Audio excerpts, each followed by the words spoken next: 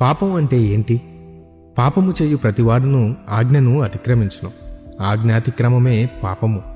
మీ పాపములు ఆయన ముఖమును మీకు మరుగుపరిచెను గనుక ఆయన ఆలకింపకున్నాడు. ఎలా అనగా పాపము వలన వచ్చు జీతము మరణము, అయితే దేవుని కృపావరము మన ప్రభు అయిన యేసుక్రీస్తునందు నిత్యజీవము.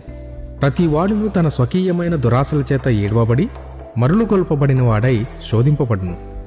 దురాశ గర్భమును ధరించి పాపమును కనగా పాపము పరిపక్వమై మరణమును కనును. మీ అపరాధముల చేతను పాపముల చేతను మీరు చచ్చినవారై ఉండగా ఆయన మిమ్మును క్రీస్తుతో కూడా బ్రతికించెను. ఎందుకనగా మనం ఆయన యందు దేవుని నీతి అగినట్లు పాపమెరుగని ఆయనను మన కోసము పాపముగా చేసెను.